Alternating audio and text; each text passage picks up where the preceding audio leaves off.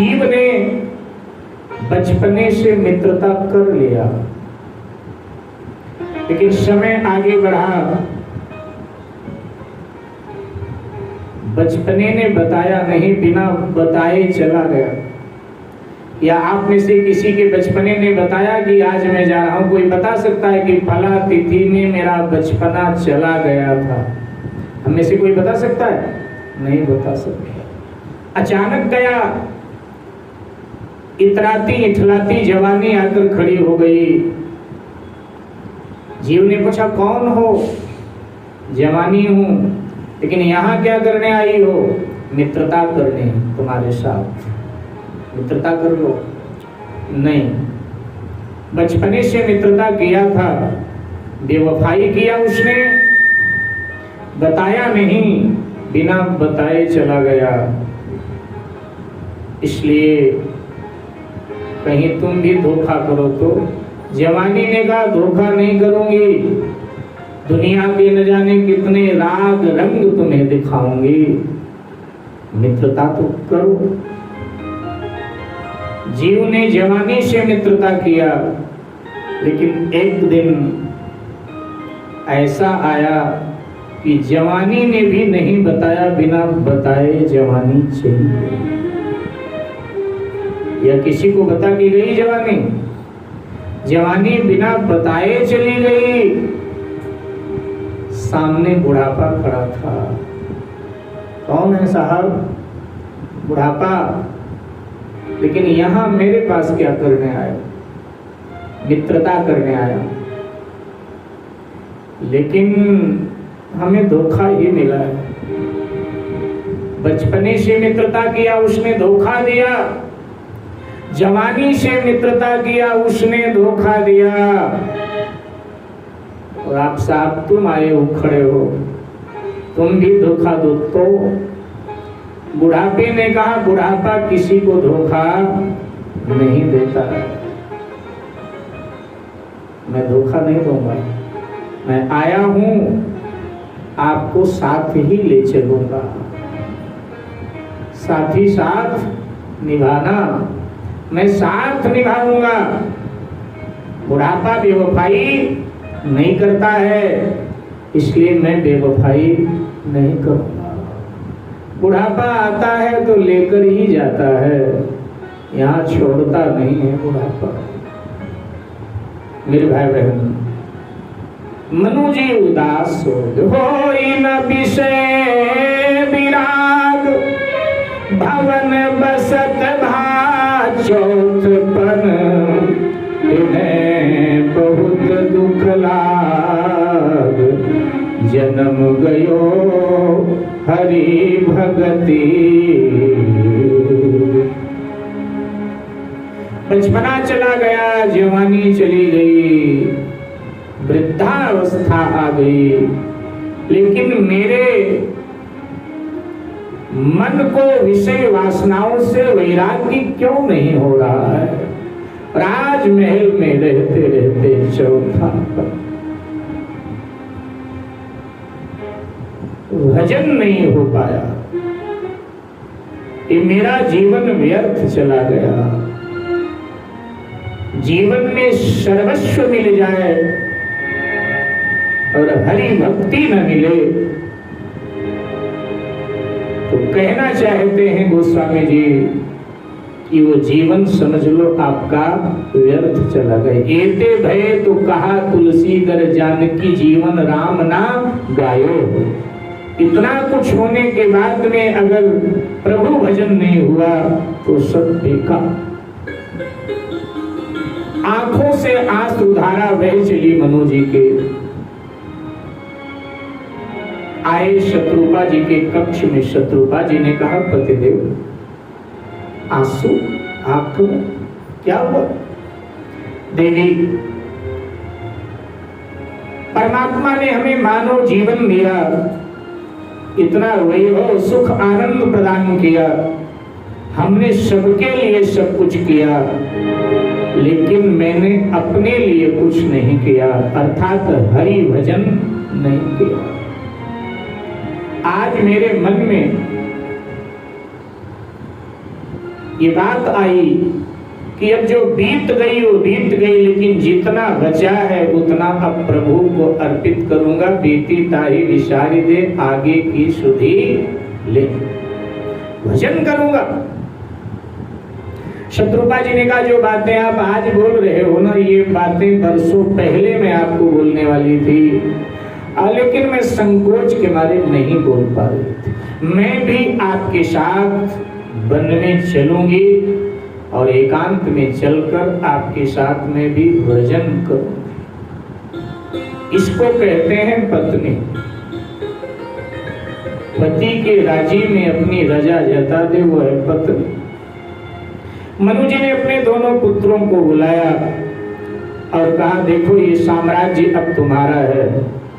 धर्म से प्रजा का पालन करना, नीति का कभी त्याग नहीं करना। अब हम वृद्ध हो गए, हमारा ये बूढ़ा शरीर अब ये राज मुकुट नहीं बर्दाश्त कर सकता। और ये कहकर राज मुकुट उतारा पुत्रों की ओर, ये लो पकड़ो। पुत्रों ने कहा नहीं नहीं पिताजी, भजन करना है तो यही राजमहल में रह करके भजन कीजिए। आपके होते हुए राजपीठ पर हम विराजे ठीक नहीं, हम सेवा बजाएंगे, आप आदेश कीजिएगा, लेकिन आप राजपीठ पर बने। मनु जी ने कहा कि नहीं। मनु जी राजमुकुट बच्चों की ओर फेंक रहे हैं, ये लो पकड़ो, बच्चे पिता की ओर फेंक रहे हैं। गोस्वामी जी ने बरबस शब्द का प्रयोग किया। बरबस का मतलब होता है जबरदस्ती। अंत में मनु जी ने पुत्रों को राज्य दे ही दिया। बरबस राज सुतहि तब दीना, बरबस राज सुतहि तब दीना, नारी समेत गमन बनीना, नारी समेत गमन बनीना, तीरथ पर नयमीश विख्याता, तीरथ पर नयमीश विख्याता, अति पुनीत साधक सिद्धिदाता, अति पुनीत साधक सिद्धिदाता, पहुँचे जाए देवो मंदिरा, पहुँचे जाए देवो मंदिरा, सीना मेरी रे मरिया, सीना मेरी रे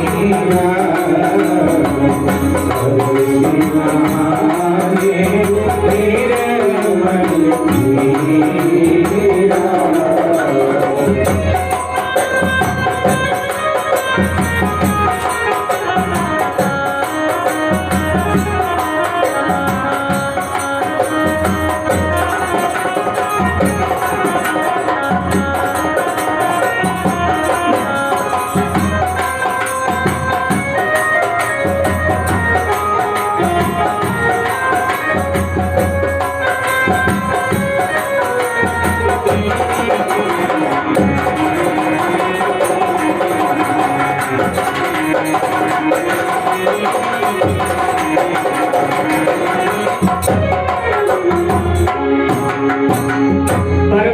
अर्थात जबरदस्ती अपने पुत्रों को राज्य सौंप दिया महाराज मनु शत्रुपा ने।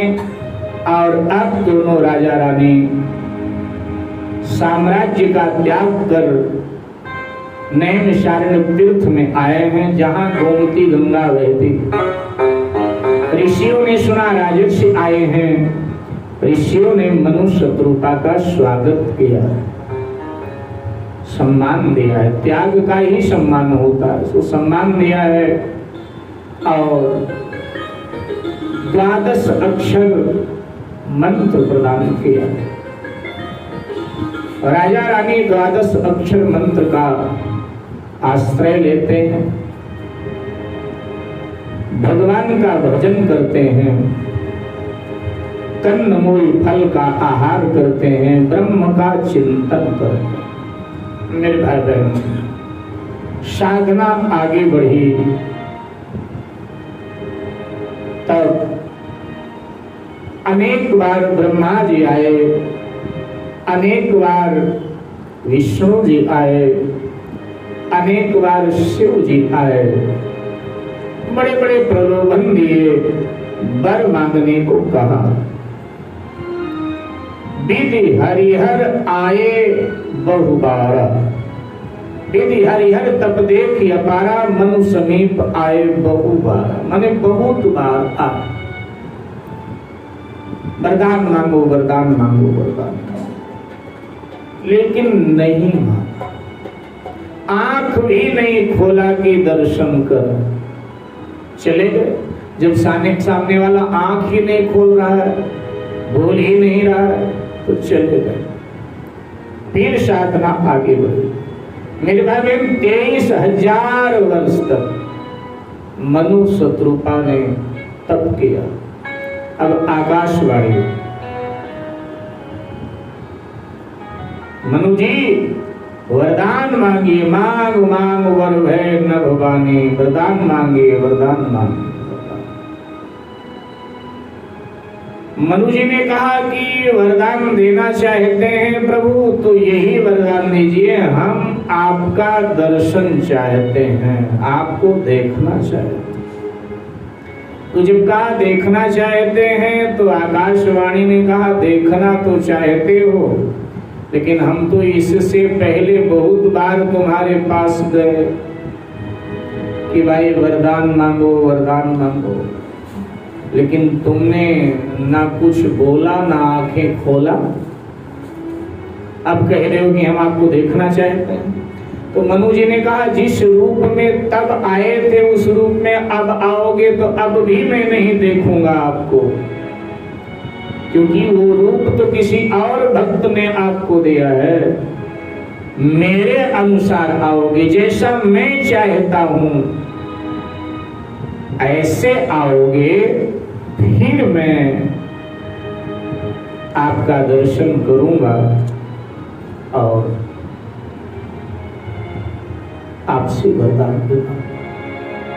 ध्यान देना मेरे भाई, भगवान सर्व समर्थ हैं,